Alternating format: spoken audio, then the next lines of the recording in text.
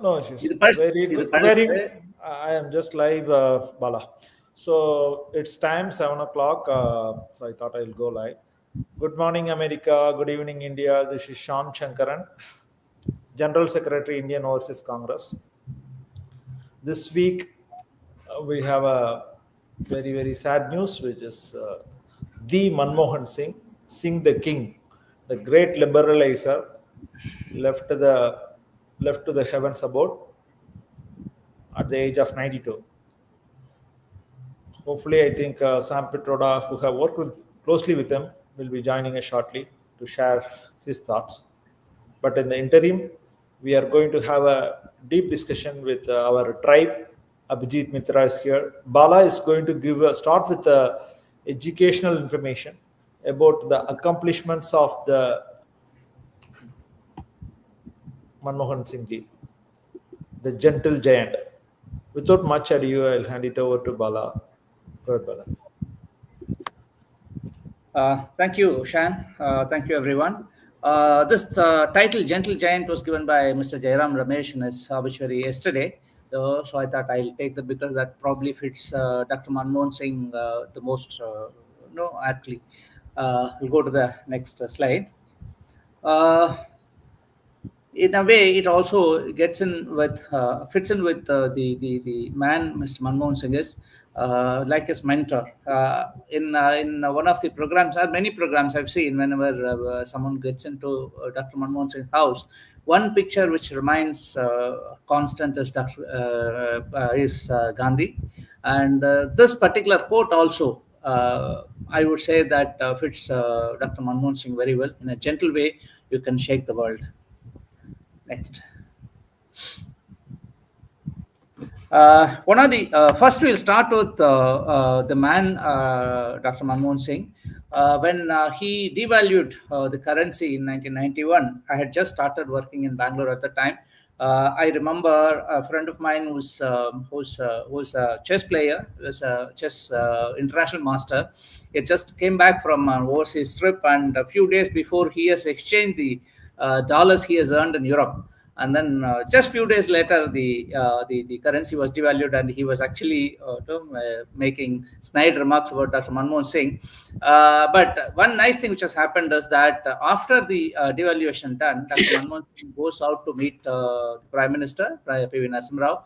And after coming back from meeting Ms. Narasimha Rao, he gets into Mr. Ramu Damodaran's office, who was his PS,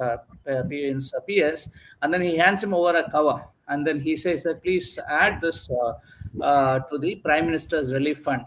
That is about just before becoming the finance minister of the country. Dr. Manmohan Singh was working with South Commission based in Geneva. So he had his earnings, which was saved in, and then he had kept it as US dollars.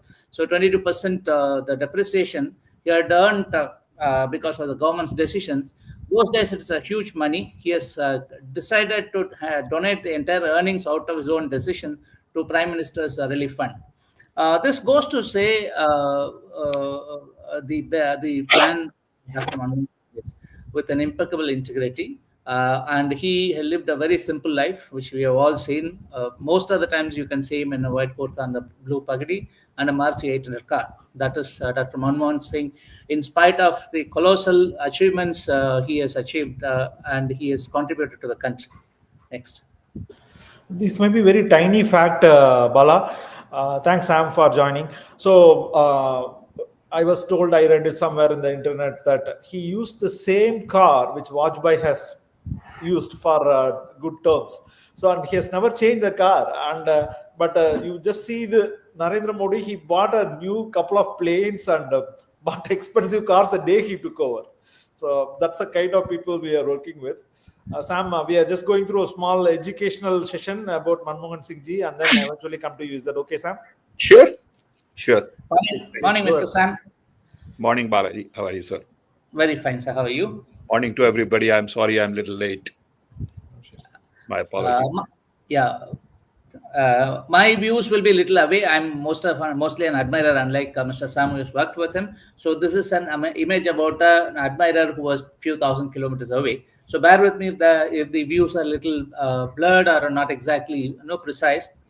But this at the time when 1990s, when the economic crisis encircled India, I had just joined my first job, and I was preparing for my civil services. I was in Delhi preparing for my mains exam. I vividly remember the crisis, and also the Russian crisis. Russian crisis. Three countries were, or 3 or 4 countries, almost Brazil was also there. India, Argentina, and Soviet Union all had crisis, and most of the economists those days, including Mr. Jeffrey Sachs, they all prescribed the shock therapy. Shock therapy is very simple: stop subsidies, privatize public enterprise. That's all, as if the economy will change the next day. We saw Soviet Union collapsing in our own, in front of our eyes, and the citizens were to stand in queues which ran into miles for a single loaf of bread. And very things, typically what happens during wartime, the women of Soviet Union, I would say the homemakers had to travel out of the country to sell themselves to feed their families. That was a crisis. That was the kind of an effect of such economic crisis. Argentina, which was one of the most developed nations in the early part of 1920s, ended up as one of the poorest countries at the end of the year. This kind of shock therapies led to huge amount of suffering, and it is something, and the collapse of those countries. Next. Whereas in India, very clearly, Mr. P.V. Narasimha Rao and Dr. Manmohan Singh, next slide, Shan. They said, we will reform, but the reforms will have a human face. So India at the time had reached out to a fiscal deficit of 8%, and inflation was about 13%. And then that was the time Dr. Manmohan Singh was making his first budget. For most of the people, a problem is something is a scenario where you have to defend. But Manmohan Singh converted that into an opportunity. They didn't cut major subsidies. The entire social security was on, and then they still reformed the Indian economy. They didn't privatize any of the public sector enterprises. They sold few, I would say, perennially loss-making companies like Modern Bread, etc. But the core public sectors, basically the fuel or the oil companies or railways, none of them were privatized. They all retained their public sector character. In fact, they were strengthened. They were supported to go to the stock market to become more efficient. And best part is that in 1993, he added one more social security, where he had taken the midday meal scheme of Tamil Nadu, which was very successful by then, through all over the country. So the economic reforms happened, but we did not privatize. We ensured that the socialistic approach to the economy remained the same. The poor were protected; they were not left to fend for themselves. Still, we reformed, and then that's how the journey of India becoming one of the largest economies have started. Imagine the world. Soviet Union, which was the biggest economic power, collapsed, and the people faced unimaginable consequences. Argentina, a rich country, became poor, but India, one of the poorest countries when it got independence, went from that crisis from strength to strength, and today is one of the largest economies in the world. Yeah, next. Some of the glimpses of Dr. Manmohan Singh's approach towards any crisis. Some of us will recall in 1992 there was a big stock market scam. Stock markets till then were very physical, in the sense the entire transactions were happening on books, and the job of selling and buying shares were done in almost like a fish market. People open outcry system, and this entire transactions were shrouded with mystery, with stock market brokers being the dadas of those stock markets. One really do not know what happens. I used to invest those days. So we don't understand, or really don't get whatever the jobber or the broker tells. At the end of the day, we bought the share at this price, we had to go by that.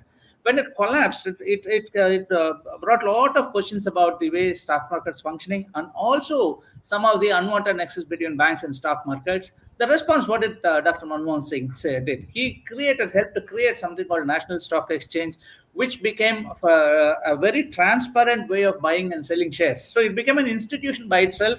At the same time, across the country, people can see and trade in a transparent way the entire stock transactions. That's how, for every crisis, whether it is National Disaster Management Association or National Rural Health Mission, every crisis or every issue, Dr. Singh has created an institution. That is his entire approach, is how I see it from an outsider. And this NSE today is one of the world's largest online platforms where one can transparently buy and sell shares. That speaks volumes about Dr. Singh's wisdom in understanding a problem and coming out with a solution, is how I see it. Next. When the UPA came in 2004, that was a time typically the standard, what we call as the talk on the road is that no, we all need a strong government, we all need a stable government, we all need a strong leadership. Actually, I personally think that a coalition speaks about the way economy matures or the society matures, so that what happens is a diverse country like India has various kinds of approaches towards governance, various ways of looking at life, various economic philosophies. The best way this can be governed is by a coalition where philosophies of all colors and hues come together. They work out a common minimum program. That's, I think, how the entire UPA years of 10 years came in. Though the coalition and the common minimum program had a history little before, these 10 years were the best years where we had a very clear agenda, where people thought a weak government means you can't take strong action, strong governance, or a strong leader is not there. The company, the country cannot be governed properly. All these were actually were disproved during this 10 years, where coalition government delivered probably what Mantak Singh Aliwala says, the highest economic growth in probably 2,000 years. So that kind of an achievement belongs to Dr. Manmohan Singh. So he played what was his area of strength, and he was one of the probably the best democratic leader post Nehru, who had listened to every partner in coalition, accommodated many views, and still managed to take them along to deliver a huge, very high growth. So. And this also very clearly says the economic growth cannot come if there is a coalition government. Next. These are all the basic, the I would say the highlights of those years. In fact, one of the first things I remember when he came back to power, became the prime minister, he was talking about a new deal for farmers. Till then, agriculture was growing around 2.5% or something like that. He spoke about doubling the agricultural growth. Actually, agriculture grew by around 4% during the UPA 10 years. The GDP growth target, the common minimum program, talked about 7 to 8% growth. It delivered 7.7% growth. These are all very, very fixed. Assuming a CEO of a company says that I'm going to deliver this much of growth, this much of value to the shareholders, and ends up delivering that. That's exactly what Dr. Manmohan Singh had done. And when they fixed those targets, he was not simply rambling from somewhere just out of the blue. He had a clear blueprint. So during that time, they worked out one of the largest irrigation programs. Must have seen two of them are in Andhra Pradesh, which added huge amount of area and irrigation. He has increased the length of, I would say that the rural roads by 7 times. They led to connecting the rural, the villages to the market. And then he also increased the number of houses built for rural poor. NREG, of course, the landmark, the act which has helped the rural wages, agriculture wages, which are stagnant for more than 15, 20 years, it grew by 9.7%. Food Safety Act, these together, NREG and Food Safety Act, for the first time in the history of India, not just reduced the percentage of poor people. Percentage of poverty kept on reducing since independence, but because of the population growth, the absolute number of poor people were growing, because the population was growing exponentially. But first time in the history of independent India during those 10 years, not just the percentage of poverty reduced, number of poor people also came down. That is one of the significant achievements of Dr. Manmohan Singh. Of course, we are talking about RTI, RTE, National Rural Health Mission. So all of it lifted more than 20 crore people above poverty. In the obituary, Sam had talked about why Dr. Manmohan Singh is a Gandhian. This is what the final result of his 10 years of governance. It probably lifted the record number of poor people above poverty line, which is probably the Gandhian goal. Next. I might have some hesitation in calling because in some areas, especially on the economical approach towards the society. But there are his objective, as I've said in my previous slide, was always improving the lives of the last man in the pyramid. And UPA 1 and 2 are, I would say, were golden examples for that achieving those objectives. On a very personal level, we have always seen his very simple and personal Spartan life, which is clearly Gandhian, and he commanded love and respect of people even from the opposite political spectrum. But that is basically because of his scholarship and his inclusive working style.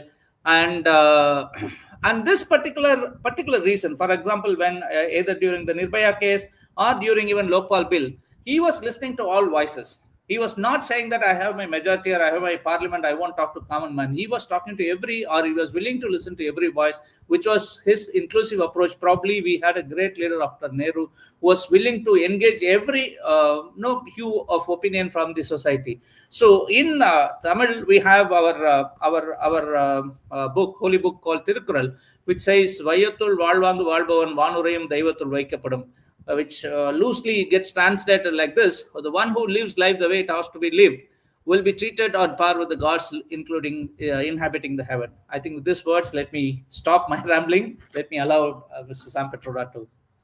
Thank you. Thanks a lot, Bala. I think it was a great summary. A little bit of educational stuff, which I think a lot of this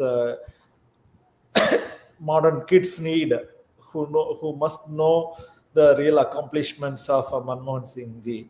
Without much ado, I want to invite Sam Petroda, but I want to, in fact, even ask Sam Petroda to give context about his experience working with Manmohan Singh and his thoughts by asking a question.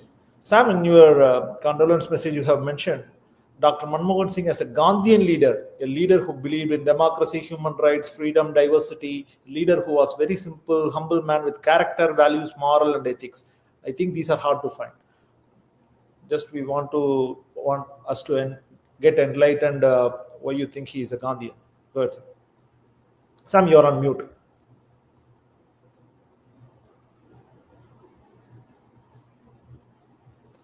Are you able to unmute yourself, or I can?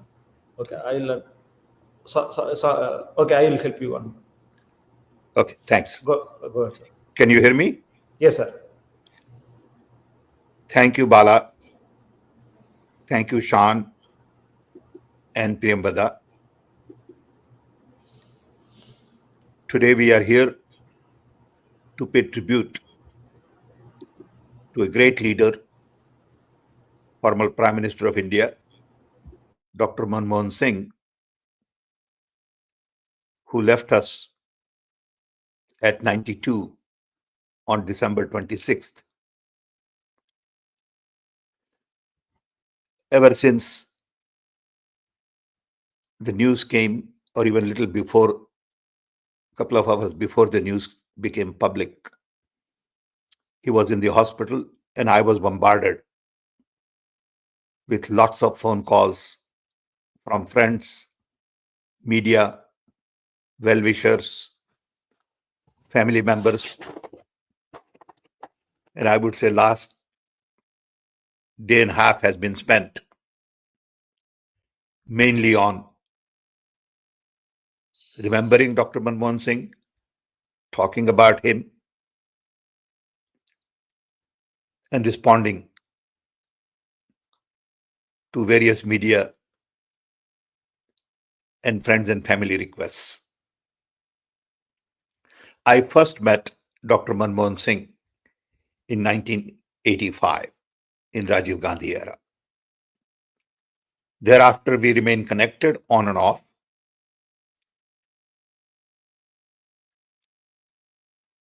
Ultimately, when he became Prime Minister of India,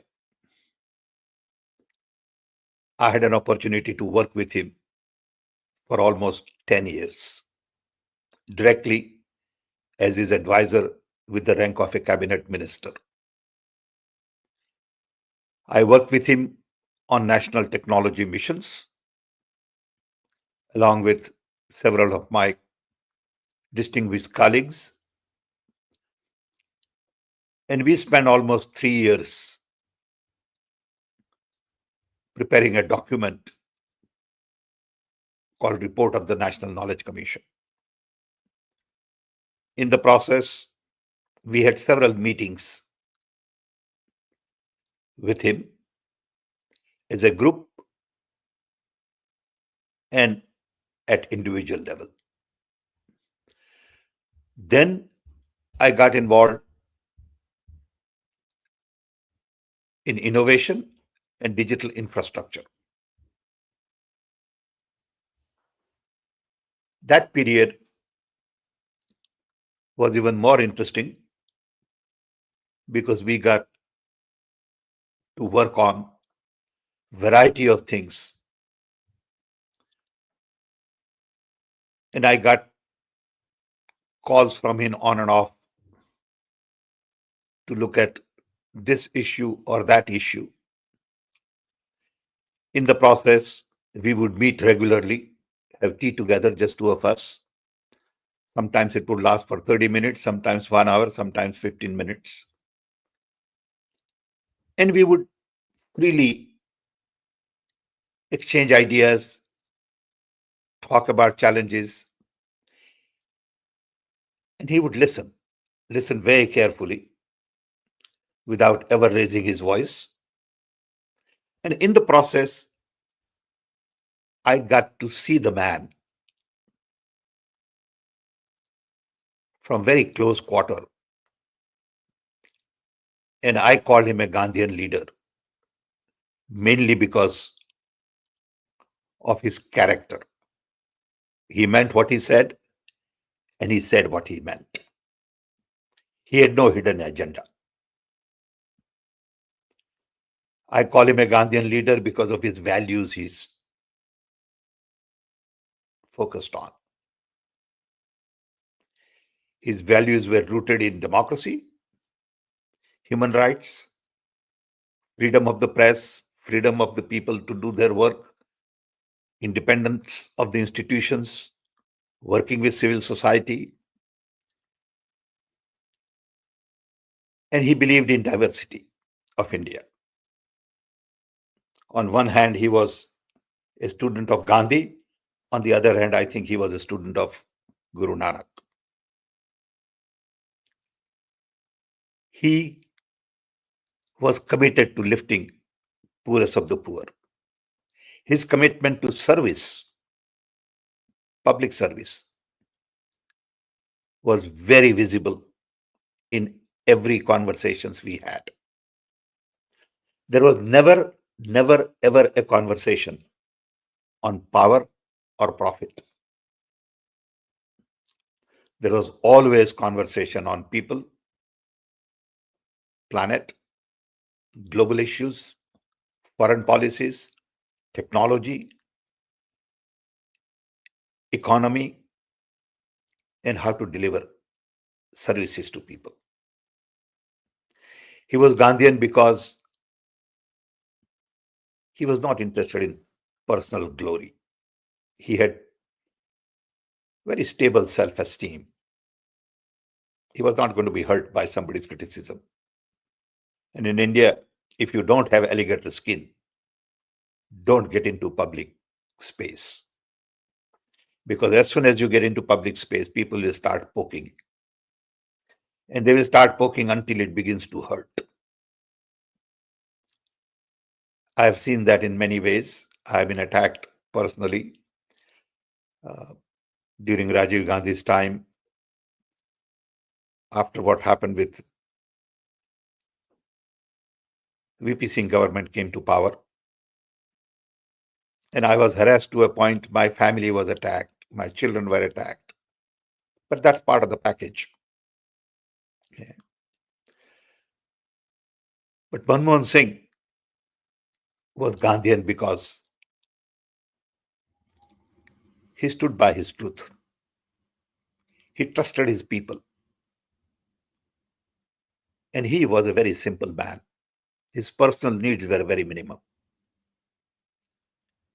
I remember once a finance minister from Europe, I believe from UK, told me that, Sam, when I met Manmohan Singh, for the first time in my life, I felt I had met God. I said, what do you mean? He said, I was going to meet the Prime Minister of India. And when I enter his room, there was a man sitting in all white clothes. light white turban, a man like a statue, man with peace on his face, content. And he said, I couldn't believe that this is the Prime Minister of India.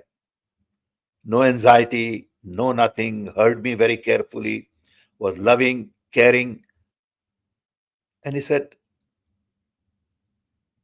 in that kind of a job, how could you have that level of peace of mind? And that what Manmohan Singh was all about.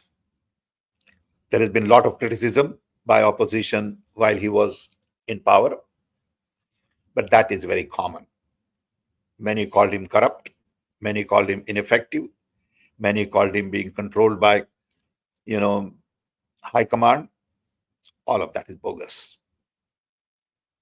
But we can't stop them. They have their own agenda to malign people, to discredit good human beings, to promote hate, amplify lies.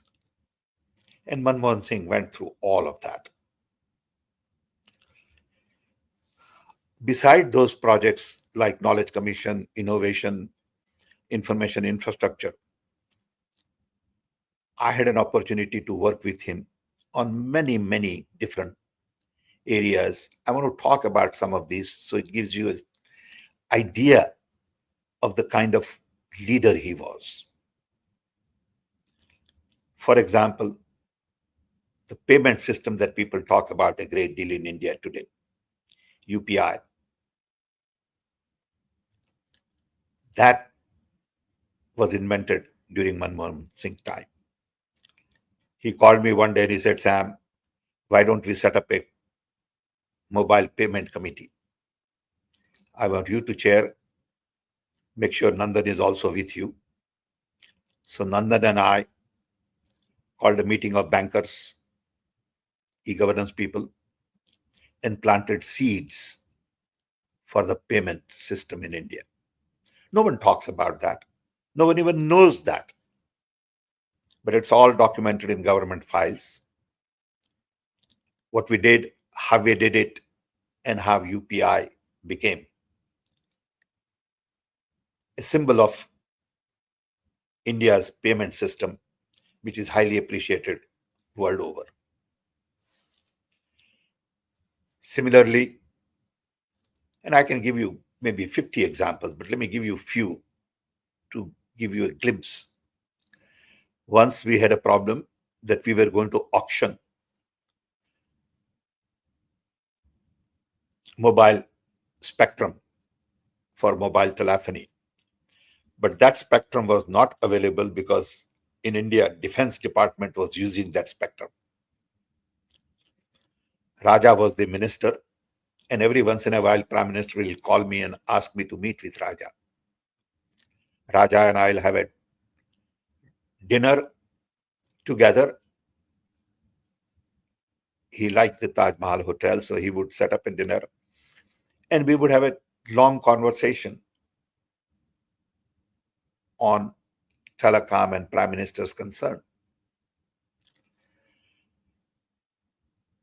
So Raja and others tried to solve this problem at length, didn't quite get there.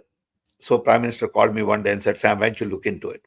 Immediately, a joint secretary from the cabinet secretariat came with a big file. At a hotel, I had a conference. So during coffee break, I came out, sat down with the cabinet secretary's office, went through the file, understood the case in about 15-20 minutes, and then in few days called a meeting of about 30-35 people, all Defense Department, Air Force, military, Navy, including Telecom Commission, some people from Telecom Regulatory Authorities, PM's office, And I said, look, we are trying to solve this problem for last 3 years. If Defense Department does not vacate this space, we cannot auction this spectrum and we cannot monetize. We need to monetize because this will give us about $30-40 billion of value. So we talked, and finally I said, we are not getting out of this meeting until we resolve the problem. If it takes 4 hours, it may take 4 hours. We are not going to a next meeting. We had a lot of conversation. At the end of it, Defense Department collectively said, look, we are ready to do it provided we are given a fiber optics link at no cost to us. So we said that link is going to cost us about $8,000 to $10,000. Sorry, 8 to 10,000 crores. Sorry. And Defense Department said, who would guarantee that? That has been our problem. Nobody in the telecom department is able to guarantee that. I said, all right, we will guarantee. And the question was, how will you guarantee? I said, you leave that to us.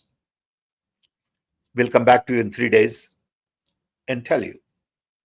The meeting was over about 6 o'clock. I called Pranab Mukherjee. I went to his office. He was finance minister. I explained to him at 7 o'clock what the issue was. And he said, fine, Sam. We'll put 10,000 crore in the budget for these fiber optics links for defense. I informed PM and the problem was solved. He never took credit for it. He never told anybody how it got done. It just got done. Yeah. So he was really good at problem solving through collaboration, cooperation, co-creation, communication. He was not into command and control, where he would show off and say, oh, I did this and I did that. And, every time there'll be a picture of Prime Minister. His landmark decisions during his eras include Narega, right to information, right to education, rural health, right to food,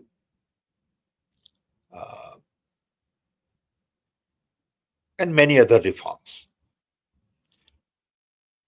I was asked to work on a variety of these, first as part of the National Advisory Council, reporting to Sonia Gandhi. I was a founding member. I got to work a little bit on Narega. And then I worked on railway reforms, BSNL reforms, Prasar Bharati bill reforms, worked on variety of programs. Okay. Some known to public, some totally unknown to public. Nandan and I chaired a series of reforms on e-governance, which was very important.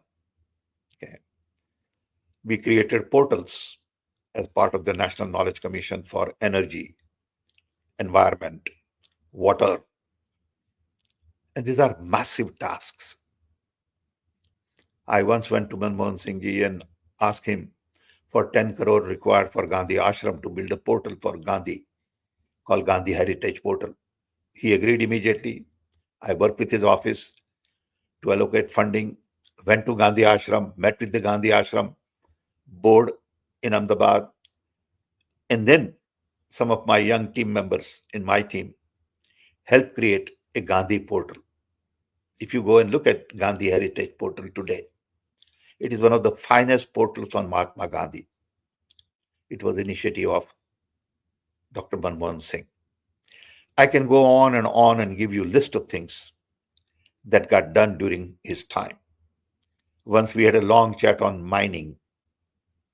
And he said, Sam, I'm very concerned that on one hand, tribal people don't get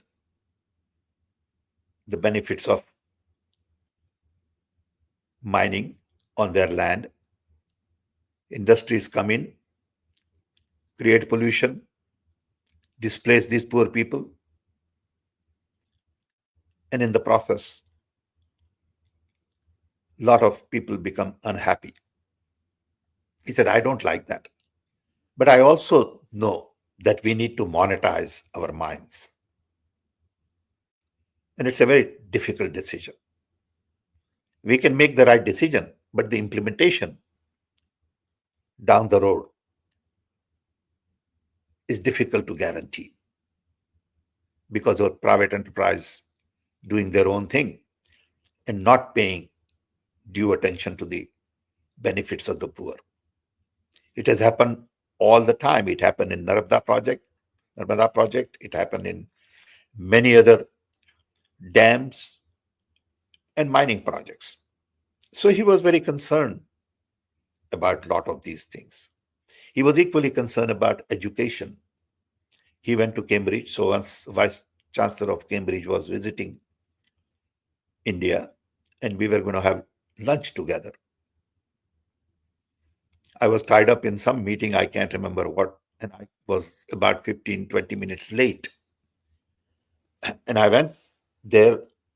First thing I said is, I'm sorry. And I realized that they had not started eating. They were waiting for me. He wanted to make sure that the chairman of the Knowledge Commission is heard first. That was the quality of the prime minister we had. There were lots of reforms we worked on together. We had many meetings together. When Bush came, we had a meeting. When Obama came, we were together. We had dinner in Delhi. We had dinner in Washington, D.C. We had series of meetings with Hillary Clinton, with other foreign dignitaries and secretaries. And at the right time and right place, he would make sure that I'm there. His office will make sure that I'm invited. To me, he's the kind of leader India needs, who can work with diverse group of people and not push his own personal agenda. We need a good listener. We need a good integrator. We need a good person with patience. And he was one of those rare who very few people recognize. Because the general impression is leader has to be strong, tough, say whatever he wants to say and get away with it. Leader has to be one who shows his authority in public, fires people, That's not the kind of leader he was. And that's why I believe he was a Gandhian leader. To me, India needs Gandhian leaders for long time to come. I think world today needs Gandhian leaders. World is in a mess because leaders are focused on profits and power. We need Gandhian leaders world over. People like Mandela, Martin Luther King are hard to find. These people bring character, value, visible authority in their ideas. They excite young. They motivate people to work hard.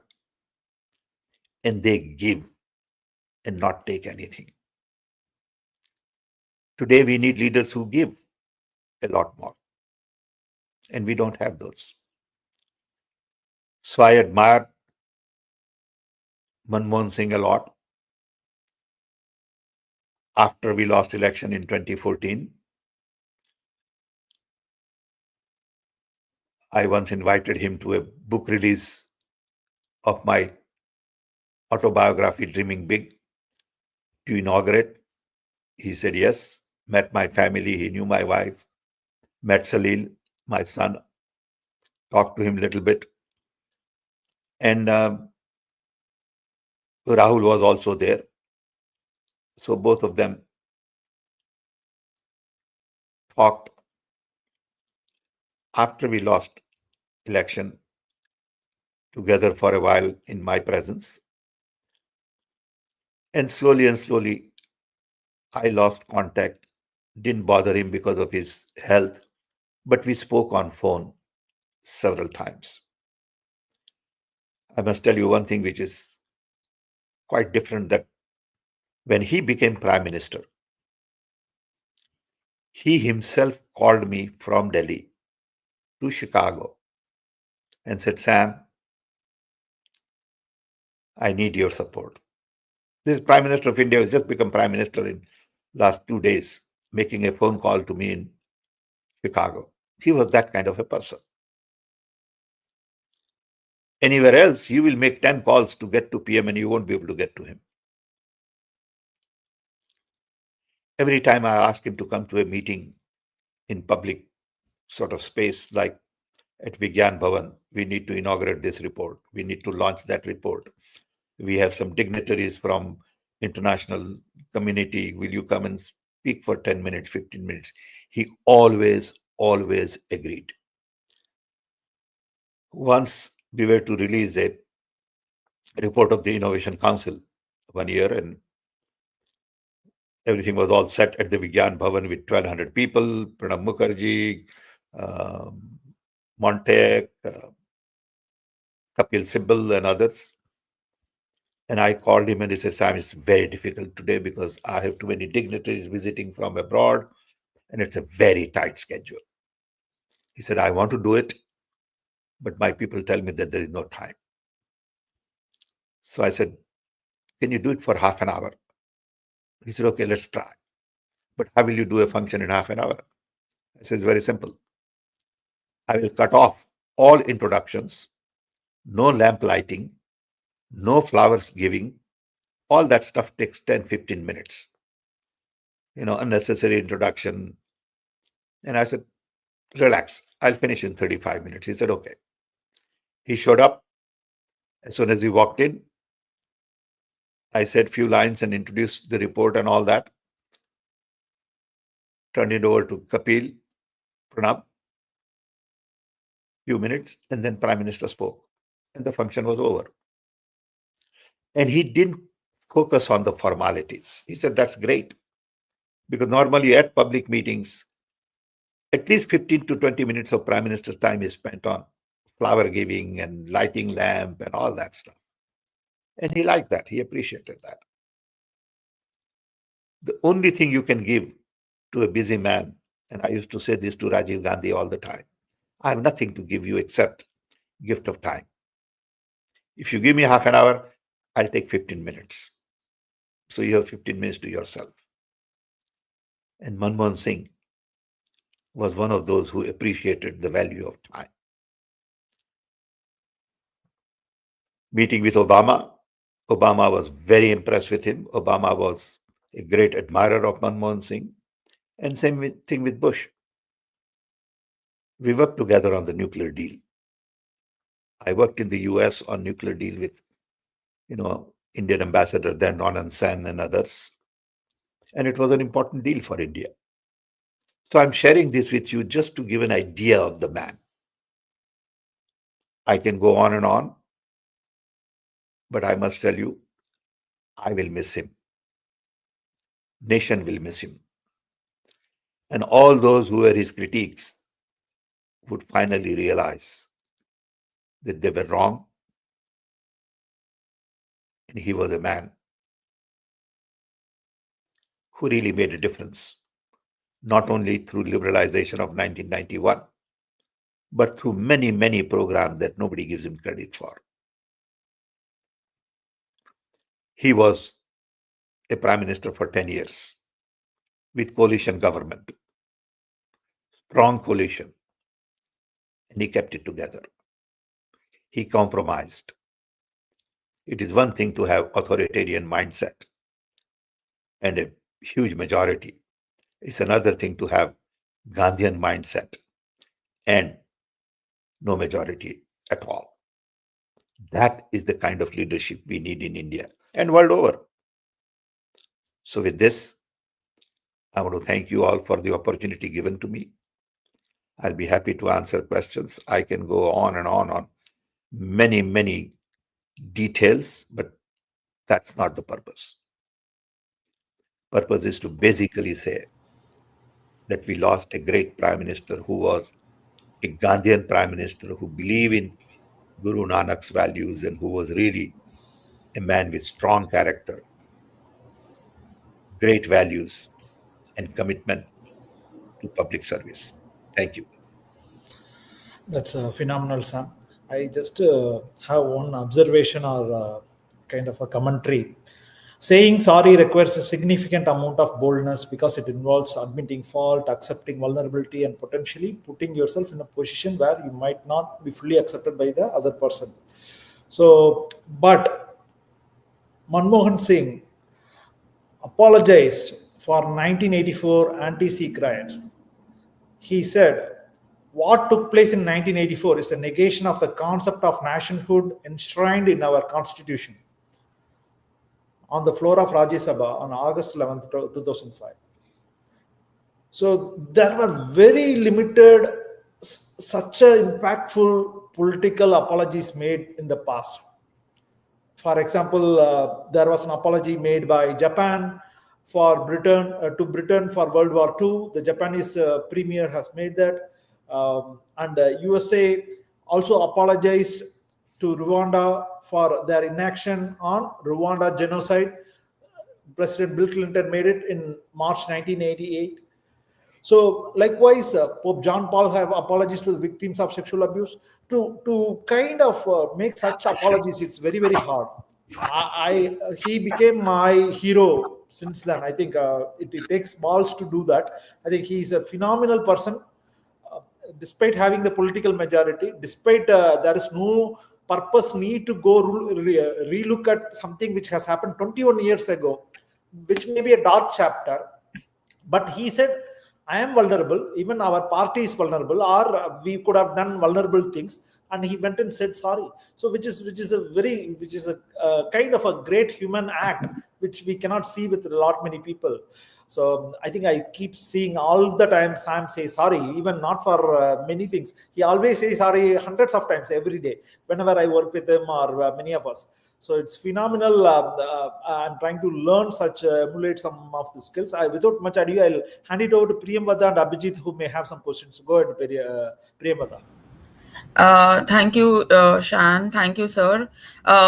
Just one of my quick observations. Dr. Singh, apart from being the father of like founding fathers of economic reforms, lifting millions of lives from poverty, is one of the startling like difference with the current regime is that he accepted the press criticism.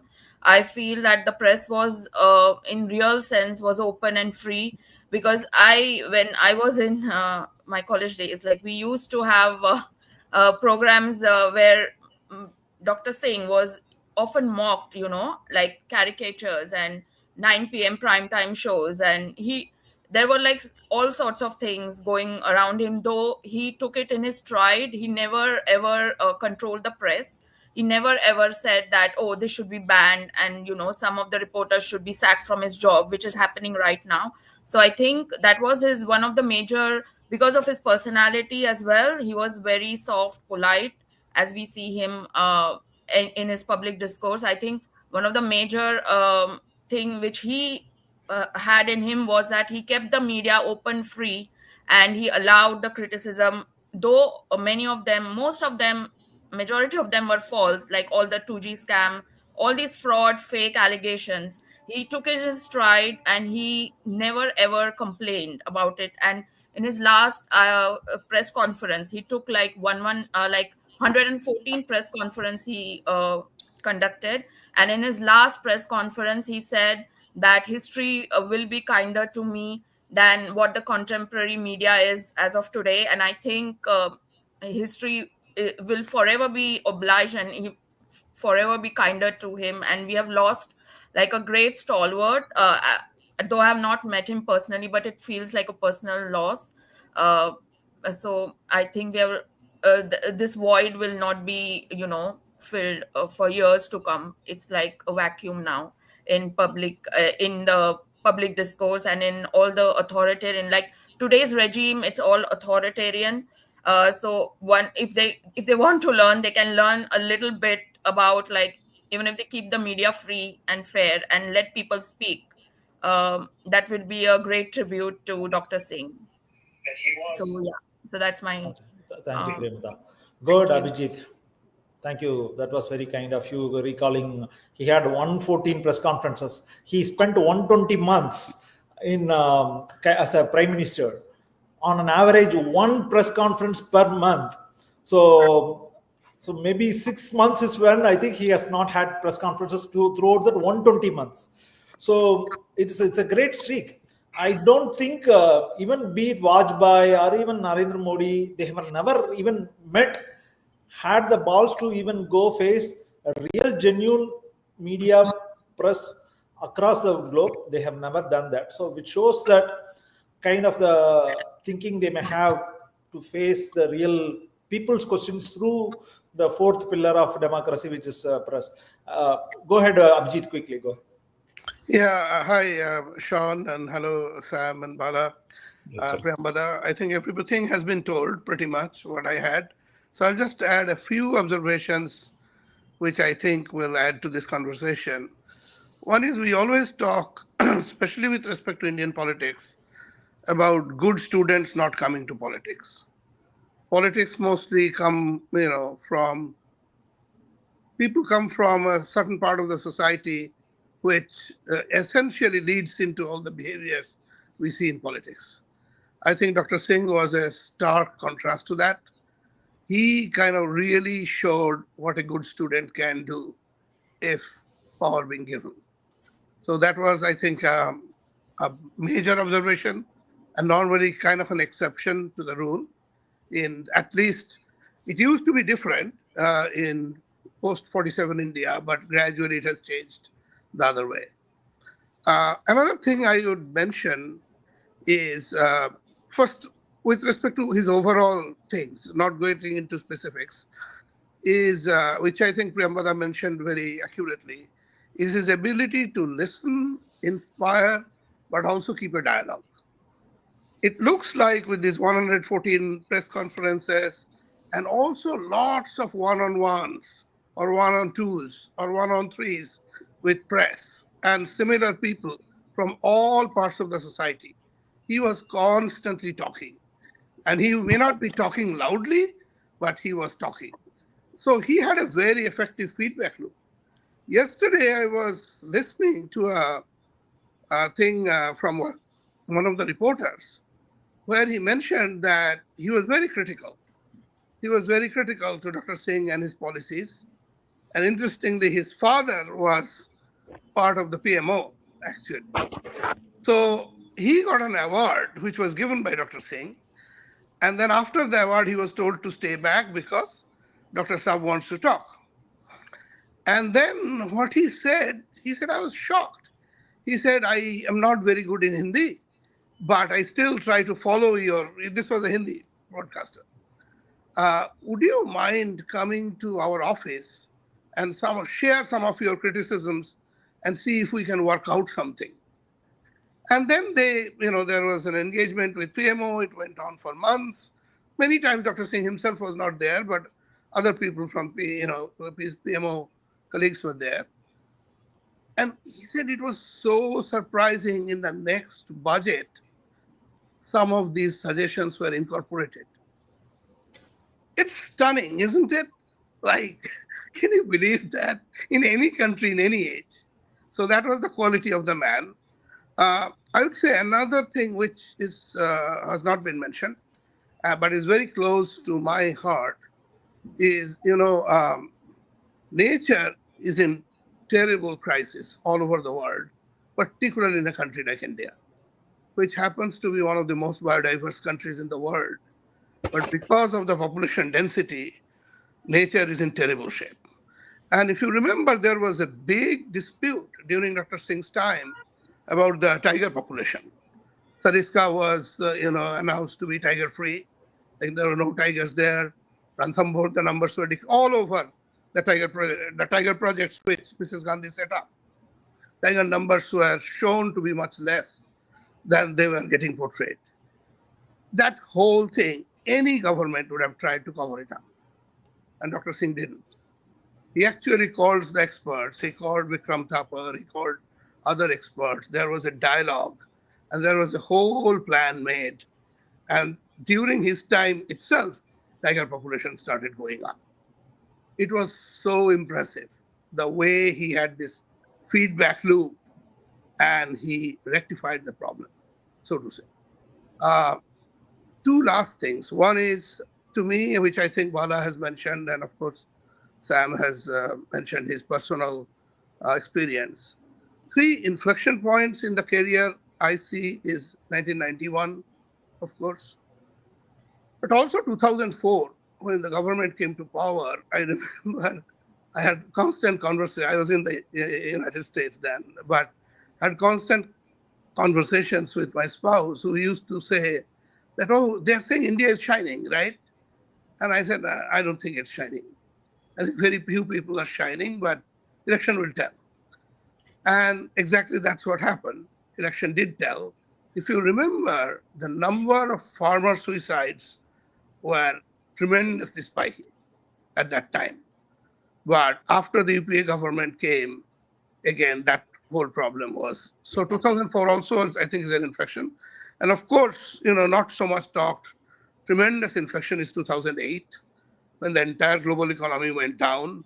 But India was one of the rare ones where I think one of the softest, like Bala mentioned this, one of the softest landings happened. And I think even Barack Obama noticed that, and he took advice from Dr. Singh. So that was one of the things. Bala mentioned very accurately, I think there was an extremely good balance between socialism and capitalism, which he was able to find, which is very difficult and rare to find. It's very easy to go in one extreme versus the other, but Dr. Singh somehow carved out a line. His belief was in the socialistic structure, and he always cared for the poorest in India, which is the majority of India. But he also knew the value of the market and the global economy. So where the whole 91 thing came. So I think that balance was very striking. And the last thing I would say, which may sound a little strange, I think a lot of leaders all across the world get very caught up with this whole nation-state concept, like patriotism. I think Sam mentioned this a little bit, very materialistic, bullish patriotism and nation-state, nation-state, nation-state. I think here also Dr. Singh was an exception. He loved India, but he loved the world as well. He was very easily able to blend with neighbors. A lot of relationship with neighbors improved. A lot of relationship with bigger powers improved. Not taking one side or the other, but a very seamless, I would say, empathetic engagement with the rest of the world, which is also quite uncommon nowadays. This is a concept which a lot of very famous Indians, Tagore always believed in that. He always said nation states are overemphasized. Ambedkar believed in that. Ambedkar always said too much patriotism causes Hitler, actually. So, and I strongly believe in that too. So I'll end there. So, but absolutely a great loss. What a leader. Means Thanks a lot. A leader in 1,000 years. I want to quickly go to, that was a great summary of Bijit. I think you brought a lot of very interesting context through the journalist experience, how much of kind of a very transparent person Manmohan Singh ji was, be it 2G, be it Nirbhaya. There was no hiding, no beating around bush. There was a very sincere attempt to solve those problems or hear those or have a proper clean judicial system around it or civil society involved system around identifying solutions, which is phenomenal. I want to go to Bala quickly. Bala, do you have any specific questions for Sam? Go ahead, please. In fact, I want to quote which this slide of Bala, what he has put about Manmohan Singh ji, with a quote of Gandhi. In a gentle way, you can shake the world, which is Gandhi's quote. I think, Mr. Manmohan Singh is nothing but a testimonial of Gandhi's quote. Go ahead, Bala. You have any specific questions? It's not a question, it's only a little bit of a complaint. What I say, So much has been achieved in those 10 years of UPA, and really the India, we took it to a different level. But unfortunately, we lacked as an organization, political organization, a government organization, to properly communicate, not I mean propaganda kind of a communication, to communicate what are the directions, what are the things we have achieved. There are many such instances, like even the Delhi Mumbai industrial corridor, which actually is one of the largest economic infrastructure coming up. Not many people in the press know. That is one I would say that pet peeve I have. But I only have one more request, Dr. Singh, who is a philosopher king. I think at some point of time, I don't know whether it is possible, India should pay a tribute to him by establishing a world-class higher school of research and learning in economics. I think that will be the befitting tribute to Dr. Singh. My request. I really don't have. I only have. I personally think it's my personal loss. I don't have many questions today. Thank you. Thank you. I just want to quickly read few of the comment which is coming from internet. Abraham Joseph in Twitter is saying he's the architect of modern India. No one can be compared to the superhuman being. And Javed Mirza saying we are all blessed today to pay homage and respect to the great departed leader Dr. Manmohan Singh. He joins the list of India's best sons. And in fact, Chris from LinkedIn saying Manmohan Singh wrote a thesis at my college campus, Cambridge, on ending poverty. Has anyone seen that? So maybe I think we will try to find, in case if we are able to identify, we will point you, Chris. I saw your query in LinkedIn. And Parminder Bains saying from Facebook saying greatest PM. Gurminder Randhawa is paying her condolences. Nagendra Madhavaram is saying the more we grow, the more we can help others. Manmohan Singh, great visionary. Sunil Mathur from Facebook. So many heroes left us in the end of 2024. Ratan Tata, Jagir Hussain, Dr. Manmohan Singh. Yes, we completely agree with you, Sunil Mathur. Pankaj Pachuri, thanks, Sam, for hosting this discussion. It will take a long time to analyze the impact of Dr. Singh's leadership on our economy, society, and polity. It's completely correct, Pankaj Pachuri. Pankaj, Pankaj worked closely with Dr. Manmohan Singh. Yeah, that's what I was thinking. Yeah. Sure. Awesome. Very good. So I think in fact Pankaj is sharing few more facts. Like in sheer numbers, 260 million people lifted out of poverty, which is like 27 crores or 26 crores. Absolutely. Through this Narega and many other things. 140 million new jobs created in 10 years. 120 million students provided midday meals daily. Per capita income increased 3 times in the decade 2004 to 2014. So I think, as Bala mentioned, the biggest mistake of UPA 1 and UPA 2 or even the Congresses, we undersell. We are always an underdog. We do a lot of things, but we don't sell. We don't propaganda as like these guys. So these guys are not doing. So, for example, Narendra Modi's government assured they will create jobs. They said they will do a lot of things about poverty and things they have not done. They have done zero thing. Now they're more than that. They are not giving a very good departure for the son, greatest son of India, Mr. Manmohan Singh, by providing that support for needed for the memorial. Even yesterday they are doing politics in this, which is very, very upsetting, which Congress has not done. When Vajpayee died, I think there was proper support for the memorial bill. So I think which they are not reciprocating, which shows that how below they can go far, which is not great. But Pankaj is pointing us to YouTube, which we'll share.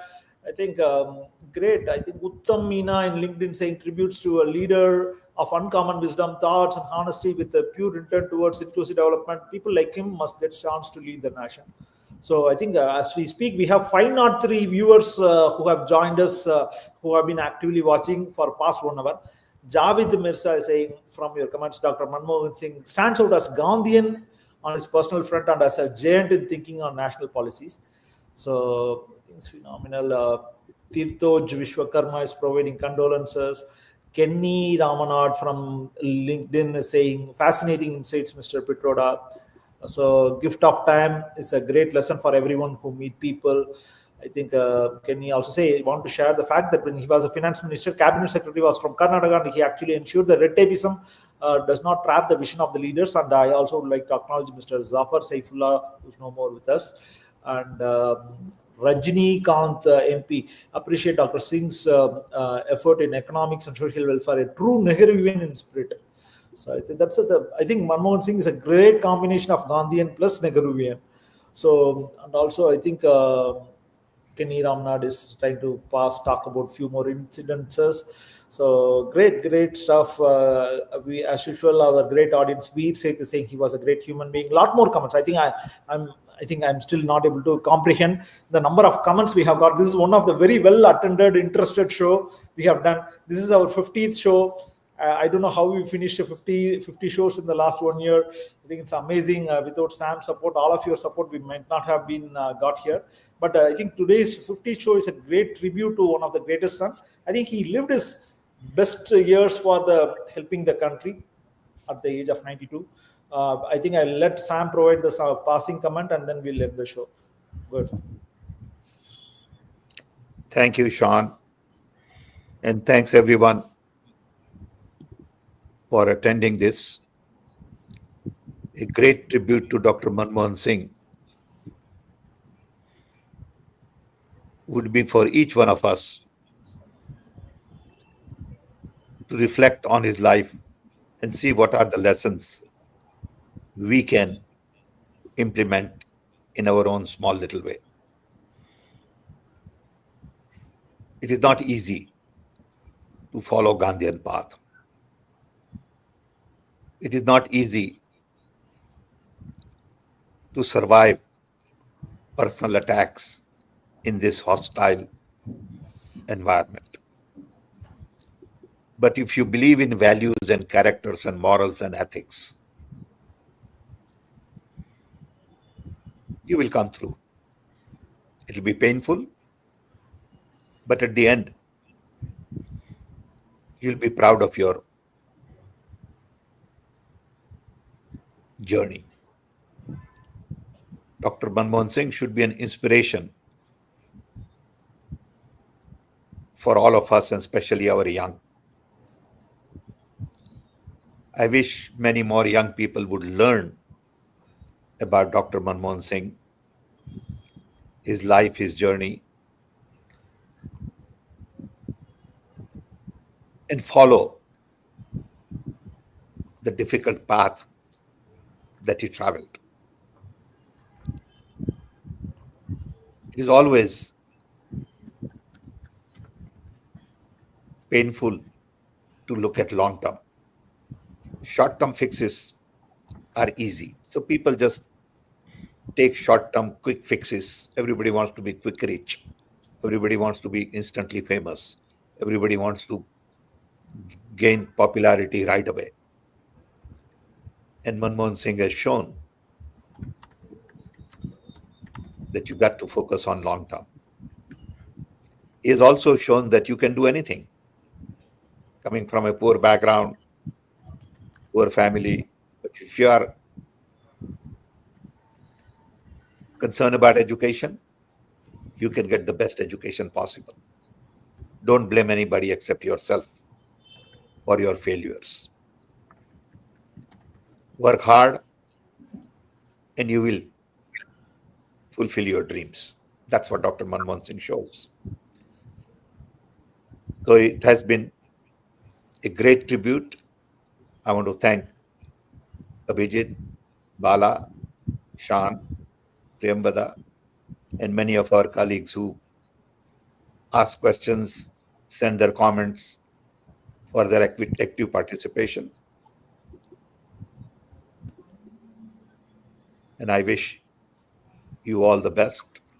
And I know I will miss Dr. Manmohan Singh in my personal life. And I'll try my best to live with some of his wisdom. And I will remember him for the rest of my life. Thank you. Thank you, sir.